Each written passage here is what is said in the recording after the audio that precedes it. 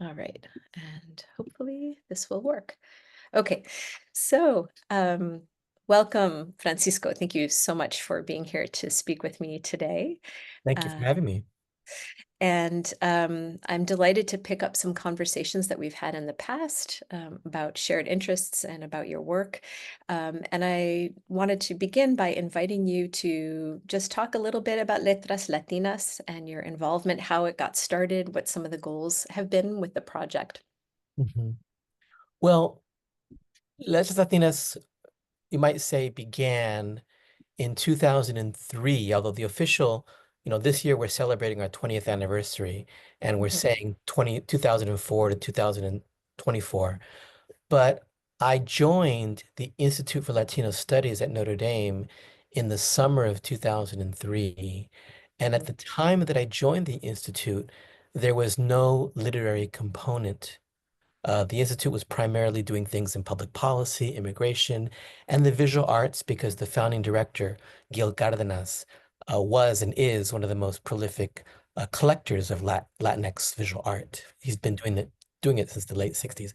So when he hired me in essence to start a literary initiative, which I then coined in 2004 as Letras Latinas. I see. One of the crucial things that happened early on in my stint at Notre Dame were a couple of things. It was right around that time that the Lilly Foundation gave Poetry Magazine that huge grant. And Right. I remember all the all the all the all the news that generated. And I began in that period of time to track what Poetry Magazine did in terms of representation. And I always use that as a starting point because between the years 2003 and say 2011, believe it or not, they published a grand total of 0 book reviews by Latinx poets. And so that was always a sort of a touchstone for me, that unfortunate statistic. The other thing that happened in 2003 is that we had a very special guest come to Notre Dame, and that was the then recently named chair of the NEA, Dana Gioia.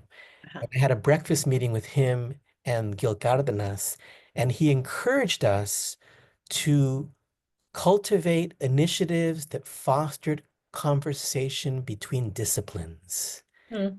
And that encouragement led to what was one of Letras Latinas' first big ticket initiatives, which was something called Poetas y Pintores, Artists Conversing with Verse, in which we curated 12 poets and 12 visual artists. And each Mm. visual artist was given the work of one poet, and they had to read the work and create an original work of art inspired by the poetry and then curate one poem to represent their poet. And that turned into a 24-piece exhibit, which lasted about 3 or 4 years.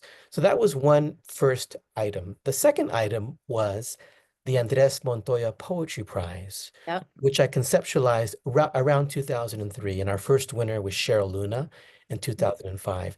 And the third, the early years of Letras Latinas was sort of like a three-legged stool. And the third leg of that stool was a small press that I founded while I was at UC Davis in 2000, and then I brought eventually to Notre Dame to the Institute for Latino Studies, and that was Momotombo Press. And Momotombo Press went from 2000 to 2009. It's named after the volcano in Nicaragua, and its mission was to publish chapbook length works of either poetry or prose. And so those first three initiatives, Poetas y Pintores, the Andres Montoya Poetry Prize, and Momotombo Press, were the ground floor of Letras Latinas. Uh-huh. I see. Um, this is really interesting to I didn't know about this conversing with verse project. That sounds amazing. I love the interdisciplinarity of it. Uh, yeah. Yeah, So, it was great. We partnered with St. Mary's College, and it had an exhibit there. Then it went to Taller Boricua in Spanish Harlem. Then it went to Self-Help Graphics in East LA. And then mhm. it didn't go to Chicago, but it traveled around for quite a few years. At one point, it went to the National Hispanic Cultural Center in Albuquerque, New Mexico. Oh wow. Wow, wow, wow. And when you started the video interviews for Letras Latinas, was there anything else at that time that you could look to for finding resources that preserve oral histories of writers or anything like that of Latinx writers? How did you shape that project? Did you have? Yeah, I want to give credit where credit is due. One of the things that I really appreciated about my early years at the Institute is that we had an archivist librarian named Tracy Grimm, Mm, and she was the staff person who really instilled in us the importance of preservation and documentation. And so mhm, it wasn't something that it wasn't my idea. I just noticed that whenever we had a visiting guest, she would always schedule an oral history video yeah, interview. And so I nice. thought, well, why don't let's just start doing that. So that just became systematic. I didn't actually think, okay, I didn't seek out other archives for best practices. I just began Yeah. to the methodology of the interviews did evolve. In the early years, I'm talking like 2005, 2006, 2007, I mostly did the interviews. Mhm, And mhm. then from there, I began to ask my colleagues in creative writing and English to do them. And then at a certain point, I thought, you know what? We're at a university. We need to serve our students. And at one point, I just decided, let's make the actual process be something pedagogical for Yeah. our graduate students. And then I systematically began to ask MFA, first MFA students to do them, and sometimes PhD students would do them. Mhm. That's great. Yeah, that's terrific to create that pedagogical component and involve them in the interview process. It's good experience for everyone. Yeah. That's really wonderful that this librarian, Tracy Grimm, had that kind of foresight to start collecting and recording in that way. And 2005, 2006, the internet was still kind of a new technology, right? The idea of digital preservation was something hot and new. So it was a different moment. Now everything is recorded at all times. And the other thing she instilled in me was, don't throw away posters, don't throw away flyers, don't throw away Yes. Yep. notes, don't throw away Yep. correspondence. And in those years, that's when I also began to think about just papers, just ephemera Mhm. even. Yep. And so Yeah. in the early years, I began to keep everything. And in fact, it's funny, just 2 days ago, I was at our library. Uh, Unfortunately, at one point, the Institute shifted its priorities, and we used to have a library at the Institute itself. But then in Mm. 2012, our priorities shifted, and our library basically got migrated to the main library, the Hesburgh Library. And so now it's a little bit more challenging to stay on top of keeping up with things. Yep. But I was at the archive a few days ago, talking about the Letras Latinas archive, which I want to start contributing to again. Mhm. I did it for Yeah. several years and then I stopped, and now I'm going to start doing it again. For example, I'll give you, Alexa, for example, these last few years, I've been doing these great programs. Give you a sense of the programs that we've done. Uh-huh. Great. Yeah. Terrific design too. So, Mm. I do these. I work with the communications shop of the college, knowing Mm. those eventually are going to end up in the archive. Right. Yeah, Okay, so that's interesting. So there's kind of an eye to preservation even in the creation of the materials. Yeah. yeah, yeah, Well, just to, you were saying credit where credit is due. This very project, the fact that you and I are having this conversation right now and that you're supporting me in this, I'm inspired by Letras Latinas. There's a way in which the model that you've developed has kind of grown and spread and is scattering its seeds, right? And flowers are blooming everywhere. I hope. But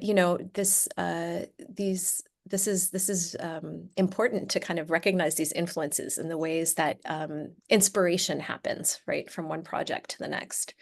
And one thing I want to talk to you about today is also your collaborations and partnerships, mhm, because you've been kind of a wizard at creating partnerships between institutions, whether it's the Poetry Coalition, which maybe you could say a word about, or other yeah. things. I'll start by saying, I mentioned early on that breakfast with Dana Joya, and in some ways that was like a foundational moment when I look back on that, because that breakfast He went back to the NEA. He spoke about me to his deputy, a guy named John Peedy. And then eventually, Dana Joya sort of noticing, he must have detected something in me as well, but he kept in touch with me. And he facilitated eventually in 2007 me serving on an NEA panel for poetry fellowships. And that's where I met Dana Joya. Serving on that panel with me was the Dominican poet Rina Espelat, which was great. And then John Peedy in 2009 hired me to be the bilingual consultant at the Guadalajara Book Fair. That year, the guest of honor was not a country, but rather the city of Los Angeles. Ah, So there was a Los Angeles pavilion, and they invited presses from Southern California to set up their wares in the Los Angeles pavilion. And so I spent a week wandering around that pavilion, offering, translation for visitors. And that's where I met. So among the presses that were down, the Getty Museum was down there. Dia Chucha Press, founded by Luis Rodriguez, was down there, and Red Hen Press, co-founded by Kate Gale and Mark Cole. And that was also another foundational meeting because I noticed wandering around the pavilion that Red Hen Press's books were not really doing that good a job of Latinx representation. And by the end of that week, they knew my opinion of that. And to their credit, Kate came up to me on our last day and said, "You know what, Francisco, you're right. We need to collaborate. We need to collaborate." And so I said, "All right, Kate, let me think about it and I'll get back to you." And a few months later, I met her in Manhattan for dinner, and I pitched to her the idea of a second/third book prize for Latinx poets. mm, And I proposed that Red Hen Press be the publisher. And that's how that collaboration started. But I also want to acknowledge here that when I gave that speech when I let Kate know that Red Hen Press needed to do more for Latinx voices, she then turned around as in her capacity as a board member of the Poetry Society of America and began to speak to her board on this issue. And then she very specifically introduced me to Rob Casper, who was the program director at the PSA. And so then Rob Casper and I began to collaborate with the PSA. And we did a multi-year initiative that had poets going to different universities. And then eventually Rob Casper took over the Poetry and Literature Center at the Library of Congress.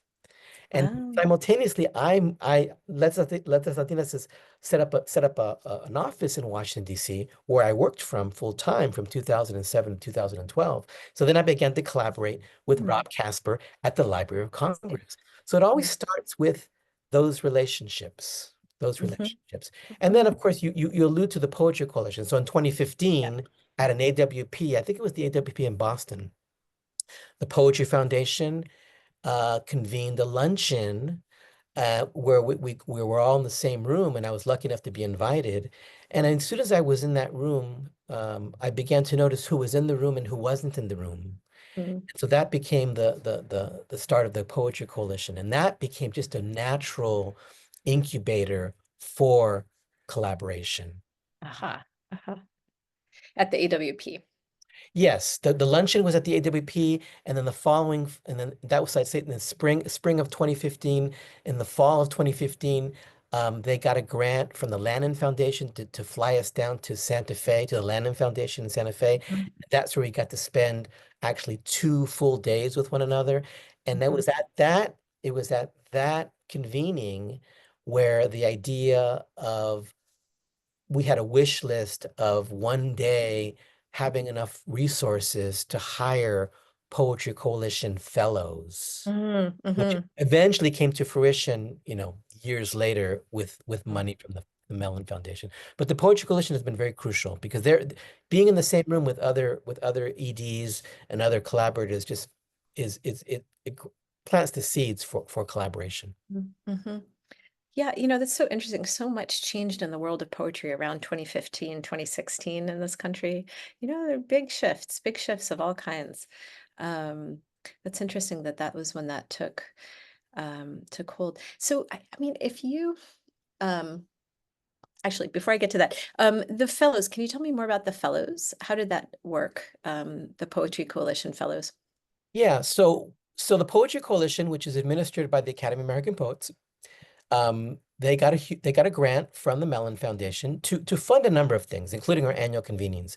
But they got a grant to fund Poetry Coalition fellows. And the way it worked, the first round of fellows, we decided as a coalition that we wanted to privilege those organizations like Cave Canem, Kundiman, Letras Latinas, Canto Mundo, Split This Rock, I think was one. Those organizations who are working with quote unquote marginalized communities.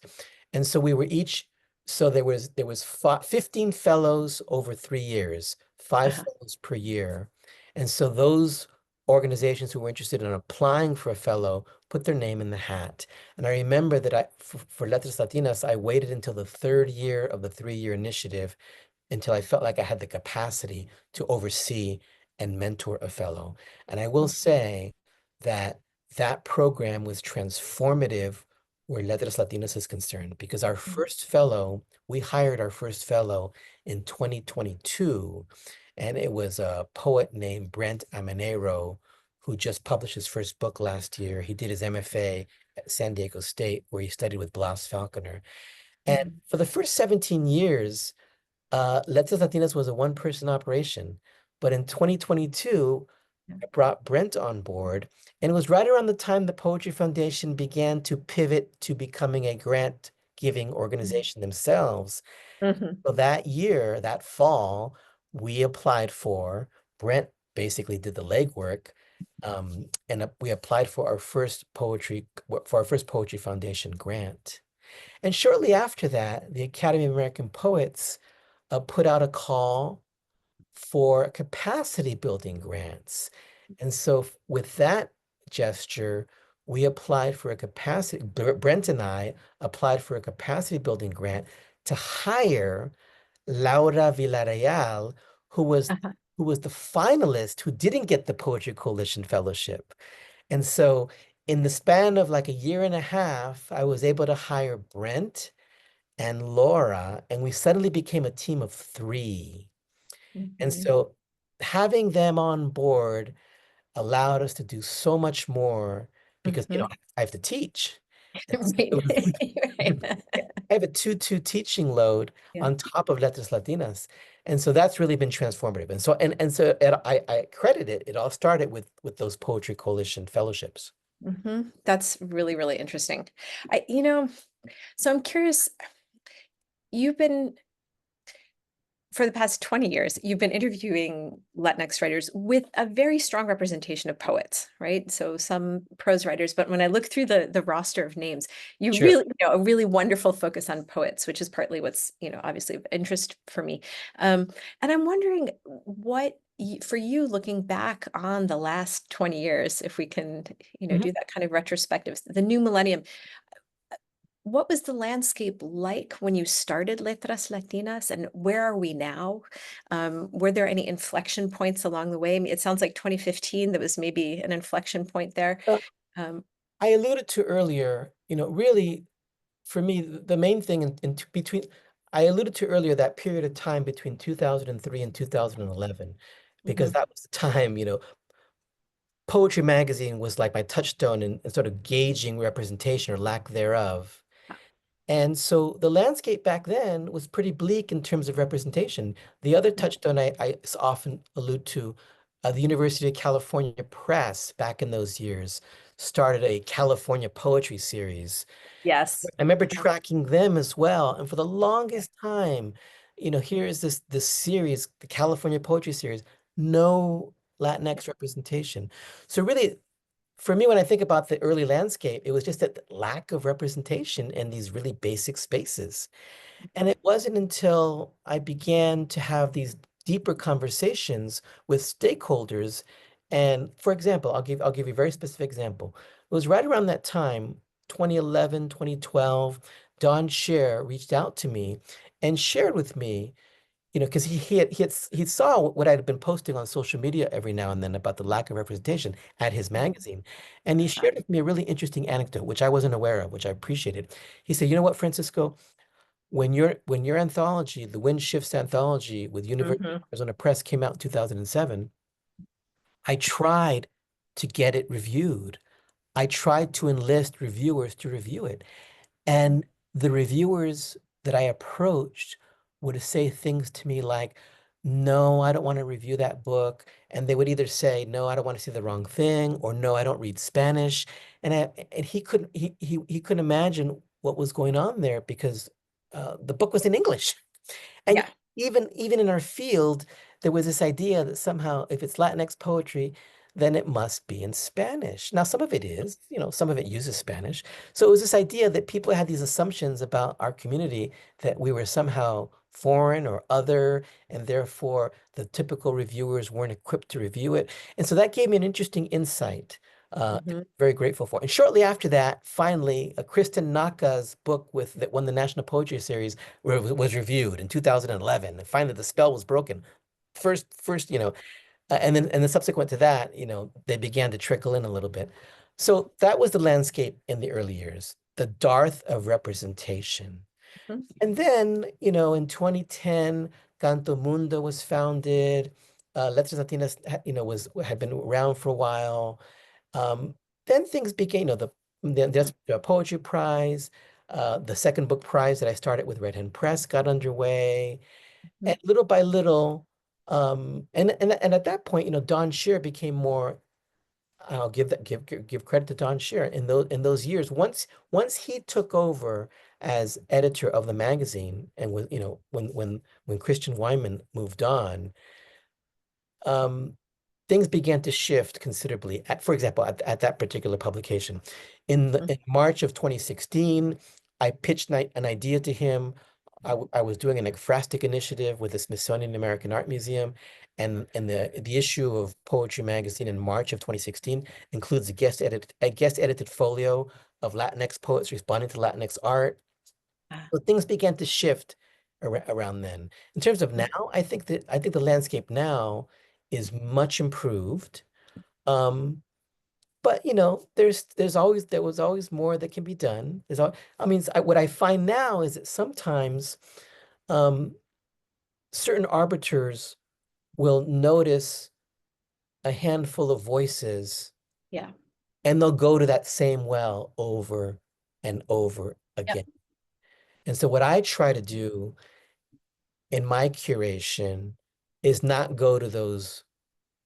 For many, many years, the go-to voice was Sandra Cisneros. If we want to have a Latina or representation, go to Sandra Cisneros or Julia Alvarez, or, Mhm.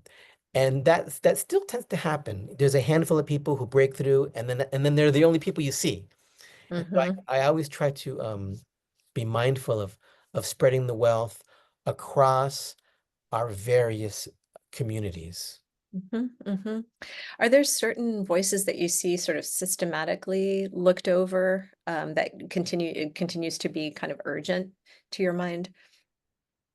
Well, um, there was a time when people thought about Latinx literature or Latinx poetry. The go-to communities were, Chicano poets or Mexican American poets or Cuban poets or Mhm. Cuban American poets, um, Dominican poets, Puerto Rican poets. Mhm. What I have found encouraging, let's call it in the last 10, 11, 12 years, we're finally beginning to be more intentional about shining a light on Central American poets. In Yeah. fact, this book that came out in 2017, I thought this book by Chucha Press, The Wandering Song, I think it was the first anthology of its kind that gathered diasporic Central Mhm. American writing. So I'd Mhm. say that this is a recent development. There was a time when it really wasn't really that developed. Yep. Yep. Yep. I have that book on my bookshelf right over there too. Yeah, yeah. I mean, and in terms of aesthetics, do you see shifts aesthetically? Yes, Yeah. yes. And in the fall of 2010, one of our most interesting and fruitful initiatives, I curated a group of 8 poet editors, Mm. and I partnered with the Ragdale Foundation, and we Mhm. got an NEA grant to be in residence for a week. Mm. It was myself, J. Michael Martinez, Mm-hmm. Min Jimenez Smith, Roberto Harrison, Mm-hmm. Elena Minor, Mm-hmm. Ria Melendez, Reina J. Leon, and David Dominguez. Mm-hmm. And all of us were in residence for a year, and we were there to do our writing. And then after dinner, we would convene to the living room and begin to discuss the challenges of wearing both of those hats. And it was that week with my conversations with Carmen and J. Michael Martinez that the seeds for the Acrylica series Ah. planted. Aha. And the Mm. Acrylica series was our response to the to what you're getting at, I think. And that's oftentimes when people think about Latinx writing or Latino writing, it's only one kind of aesthetic. And the Acrylica series, whose namesake is Juan Felipe Herrera's book Acrylica from the Yeah. late 80s in Santa Cruz, is aspired to create a space for those Latinx writers who are writing out of more innovative aesthetics. And I Mhm. remember that one of the first writers we did, I have it here, Elena Minor, where is it? Titulada. This is one of our first titles in the Acrylica series. Elena Minor was a Chicana poet in Southern California. And the reason why she was at that convening was because she was editing a journal called Palabra for many Mm. years. But her own writing was out of a more experimental aesthetic. I remember talking to Carmen about Elena, and finally, Elena's book was the second book that we did. Sadly, Elena passed away. So that was really key. And of course, Carmen's anthology with John Chavez, Yeah. Ages of the Americlips, was another Mm-hmm. inflection point. Another inflection point. In fact, Yep. when that anthology came out, I very specifically, well, you remember, I organized that little mini I conference attended it and I also reviewed the book. Yeah. when I brought Carmen and Yep. Rosa and Roberto That and was amazing. That was to terrific. the Yep. campus. Yeah, yeah. And I would say that I think my sympathies for that, my sympathies for those gestures were born, were a result, I believe, of my being an undergraduate at UC Berkeley Mm. in the mid 80s. Uh-huh. And I always credit being in Berkeley in the mid 80s as the reason for my having really wide-ranging aesthetic tastes. Yeah. I was being exposed by all the language poets and also, basically a wide range of aesthetics. And I Mhm. being being in Berkeley in the mid 80s for having those. Which is certainly on display in The Wind Shifts. It's a very, I mean, sort of eclectic book. It's an extraordinary book, but it's a heterogeneous group of writers in a way. You know, Uh, in that book, the gesture towards that, Rosa Alcalá in that book. There's a guy named Scott Ingito who's in that book. But I don't think, if I had to do, when I look back on it, it could have been more aesthetically diverse. And I was relying, that book came out in 2007, and my methodology for that book was the manuscripts I was getting for the Andrés Montero Poetry Prize were a source. mhm, The poets I was publishing in Momotumbo Press were a source. Um, mhm. but if I'd done that book, say, 5 years later, That was my next question. it would Yeah. have been more aesthetically diverse. What if Yeah. you had done it in 2017, like 10 years It would later? have been way Yeah. different, I think. Yeah. Yeah. What Yeah. would be different about it if you were to do it today?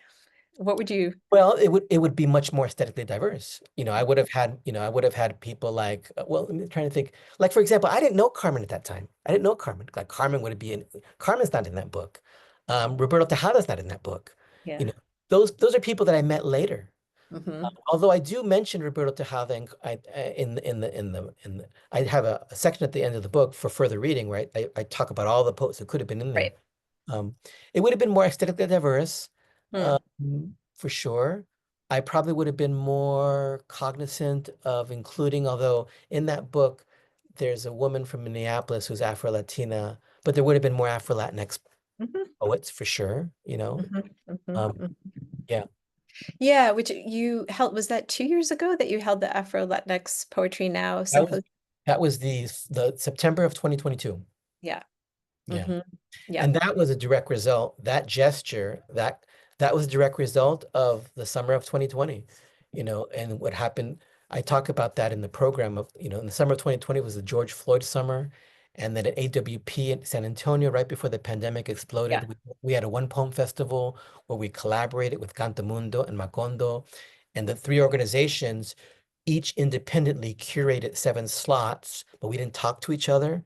And so suddenly we put up the electronic poster and there were no Afro Latinx voices. And Mm, we had to scramble to remedy that. mhm. That coupled with what happened that summer, where people were issuing all these statements, people were trying Yeah. to outdo each other with statements.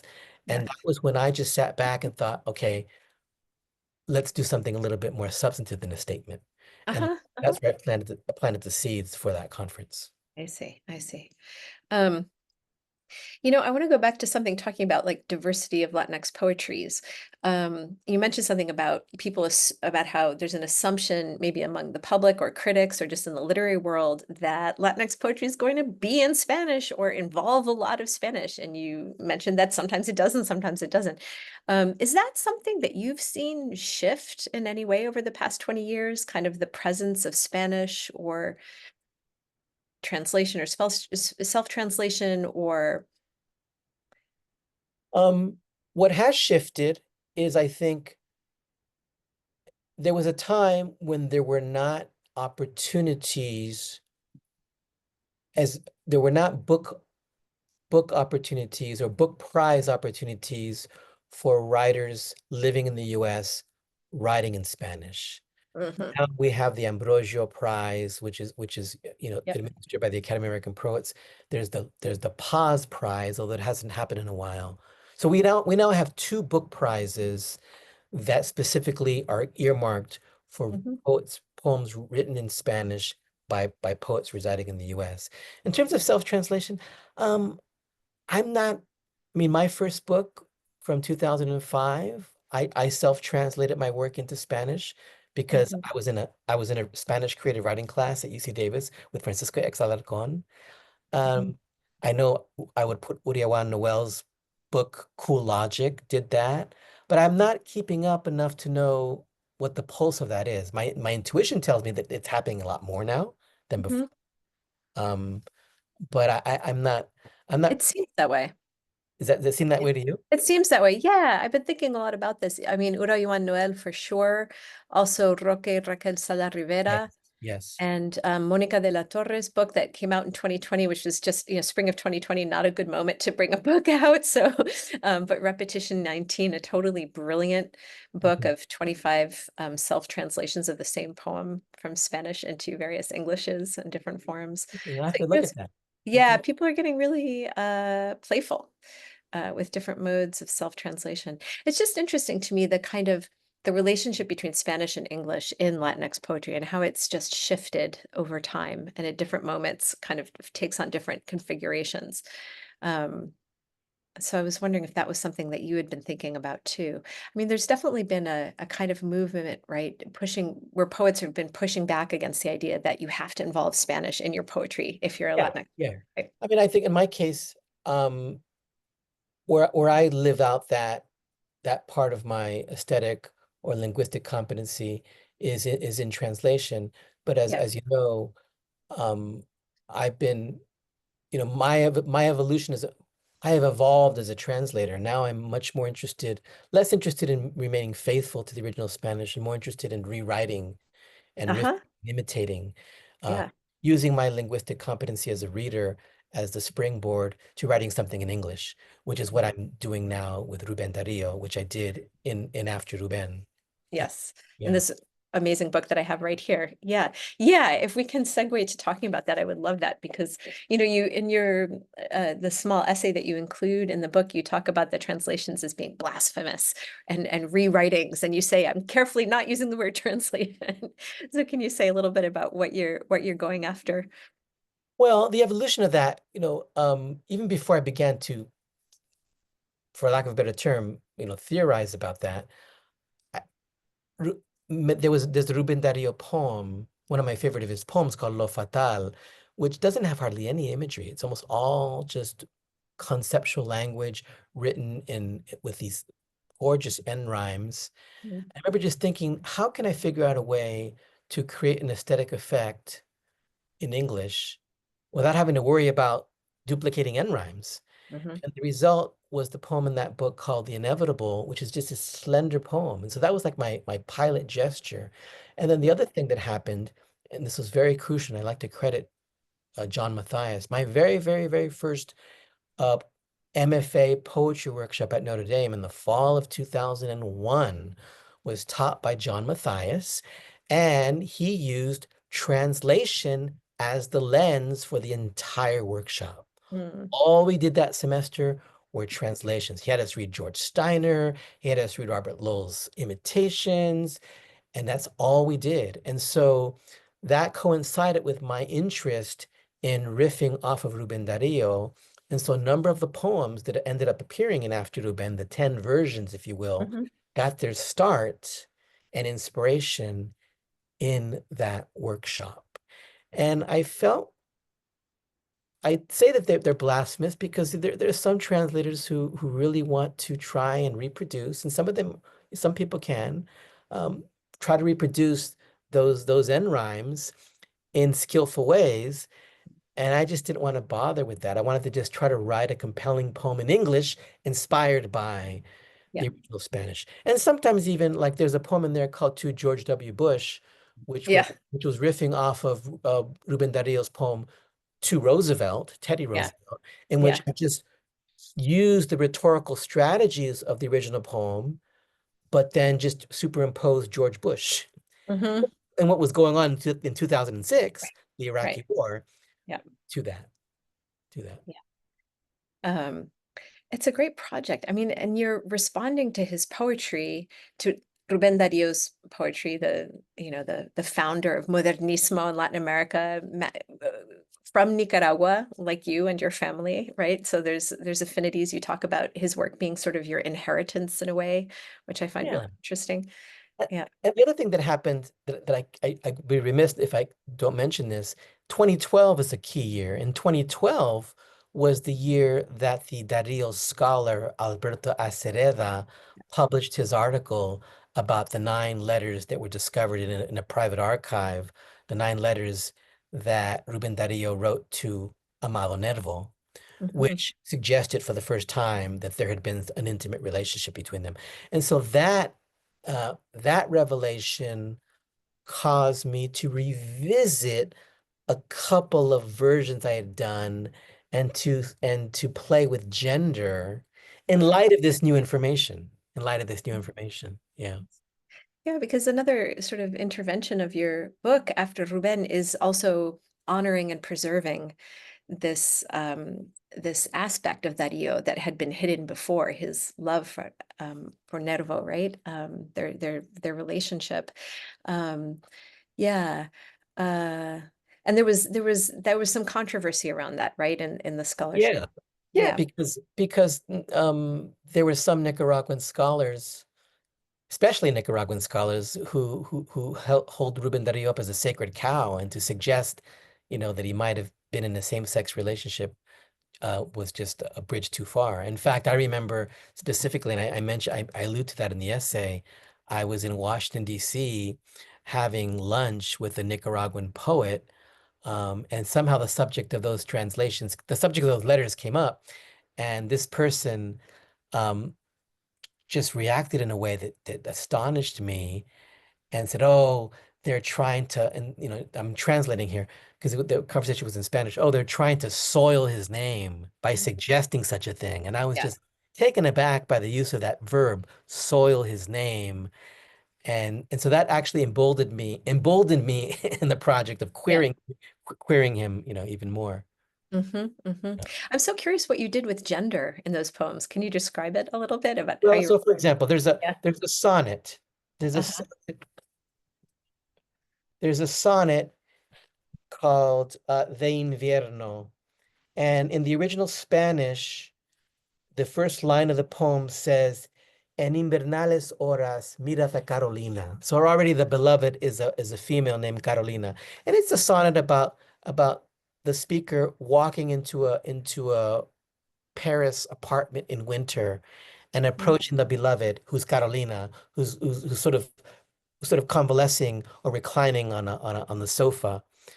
And so what I did in my version before the controversy, Yeah.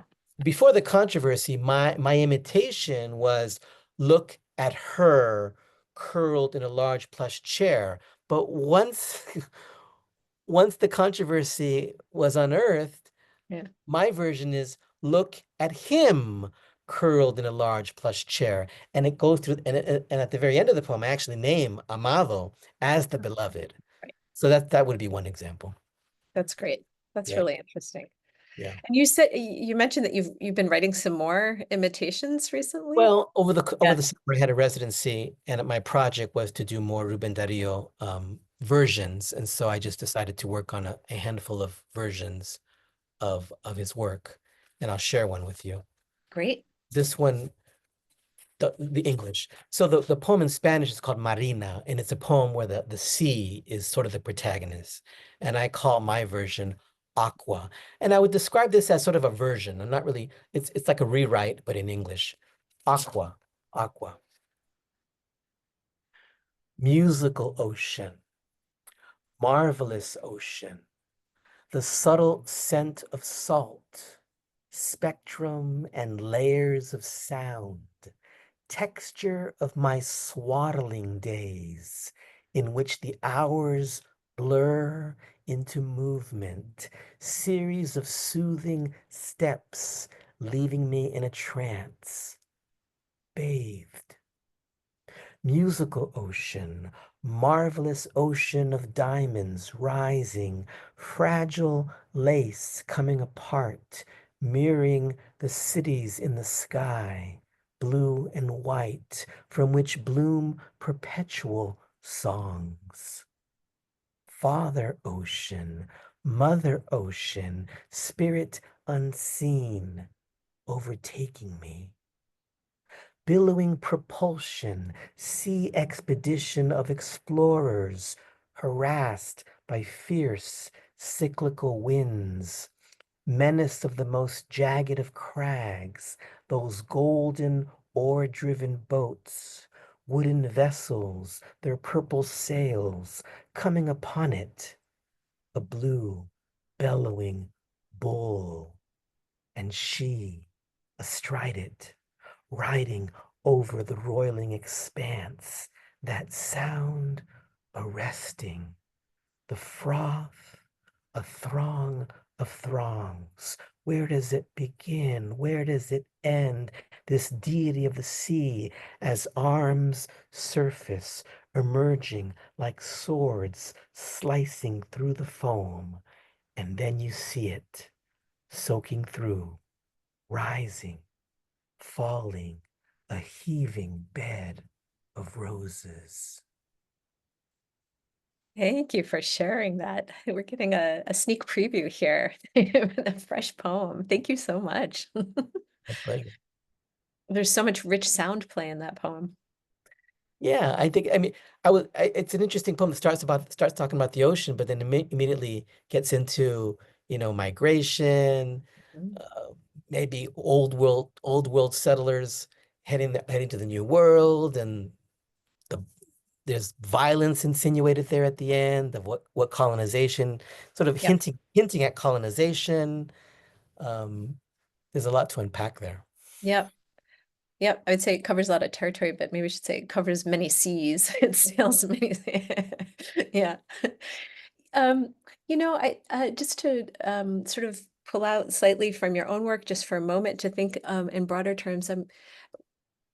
About because this is, it's very interesting, your relationship here with a Latin American poet, with the poet's work, that it's been very vital for you and is something that's very much present for you and continues to inspire you. And I wonder, do you see that kind of relationship in other contemporary Latinx poets' work, a strong relationship with Latin American works in that way? Um, Well, when I look back on the poets I've read over the years, there's one who I once I've written very few reviews, but I wrote a review of a book called Poema by the Colombian-born Maurice Kilwin Guevara. mhm. And I remember when I wrote that review, this would have been a number of years ago, I sort of identified him, in my view, at the time, as the most Latin American Latinx poet Mhm. because of what he was doing with language, and the poetry was not particularly narrative. He was taking lots of liberties with collage and linguistic dexterity. And so he's one person that comes to mind. Hmm. ri- at the moment, I would put Uriah Noel in that category, Roberto Tejada in that category, people who have spent time abroad, like Roberto's, spending all those years in Mexico. Mexico. Maybe Mhm. Toscano as well. Mhm. Um, that's and maybe Rosa Alcalá as well, especially because of her work in translation. Yep, translating the Chilean poet Cecilia Vicuña. Yeah, Yep. Yeah, she's yeah. done huge work in that respect. Yep. Yeah, I mean, a lot of this relationship is often mediated through translation, right? And writers looking back to and translating um, earlier writers, not necessarily from the country that they are most closely associated with either, Yeah, I right? mean, the years that I lived in Spain, I gravitated towards Lorca's generation, but in particular, there was a poet, uh, a contemporary of his named Gerardo Diego, and Uh-huh. have I have a book length manuscript that's sitting at Shearsman Books, trying to get the estate to give us permission to do it. Ah, That Tony Frazier wants to publish. And so in the 90s, when I was living in Spain, I was very much enthralled by all the European avant-gardes that were yeah. happening in France and Spain. One of my favorite Chilean poets is Vicente Huidobro. I loved his work. Uh, yeah. I got acquainted with him through Elliot Weinberger's translations before I read him in the original. And of course, Uh, Cesar Vallejo with yeah. Clay Nashelman's translations primarily. Hmm. But I don't keep up with contemporary Latin American poetry. That's a big gap. I don't keep up Hmm. with it. When I Yeah. lived in Spain, I kept up with contemporary Spanish poetry. Yeah. Keep up Which is with interesting. That's an interesting connection. one of the Yeah. poets I admire a lot, who lives in the US now, but was born and raised until he migrated when he was an adolescent. There's a poet in the East Bay named Leon Salvatierra, Hmm. born in Nicaragua, published his first book in Nicaragua, and then had that book translated into English by a Chicano poet named Javier Huerta. And the Oh, University of Nevada Press published a dual language book about 3 or 4 years ago. Yeah. okay. I will check that out. I'm glad you Yeah. mentioned it. It's Yeah. called, the book is called Al Norte to the North. Al Norte. Yeah. Yeah. Yeah. Right. Returning to your earlier point about giving spotlighting Central American American poets and Central American poets more. Yeah, I'm glad to know this.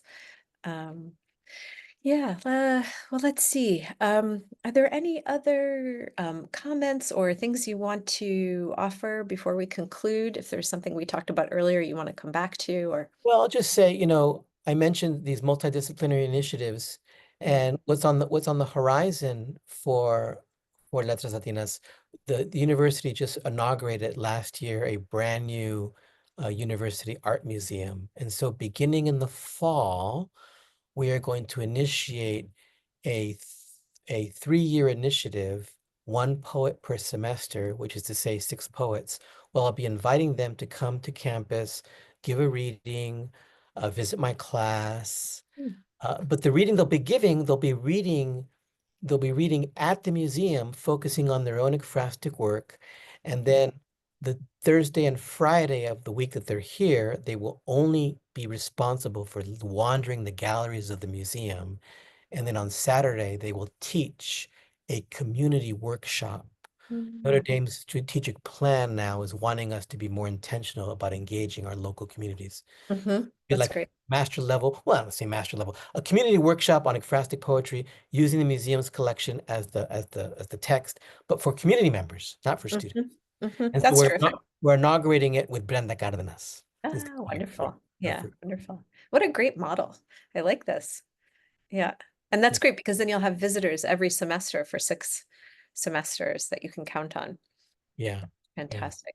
Well, I mean, one of my questions about like what you've seen change over the last 20 years, I was wondering aesthetically in terms of publishing venues, but also community, and it's what you've seen, what kind of efforts that you've observed have really helped to build community and to occasion it, in addition to your own many efforts to build community. Well, I should also say this, that we have our second Poetry Coalition fellow right now. Her name is their name is Cloud Cardona. They're a Macondista in San Antonio. And their project, their capstone project, is going to be an event in San Antonio in June Mm. featuring Texas-based trans poets. That's a Ah, community that really, mm, I think, is going to be very vulnerable in the next few years. yeah, So um, we're going to try and focus as much as we can on that community. that's great. I'm glad to know about this. Um, Super. Thank you so much, Francisco. Thank you for taking this time to speak with me. I My really pleasure. enjoyed our conversation and learned so much from you here. Yeah. Okay. Well, thank you for having me, and I look forward to seeing the result and to seeing the other interviews that you end up producing. Yes, absolutely. I will be glad to share them. And I will stop the recording now.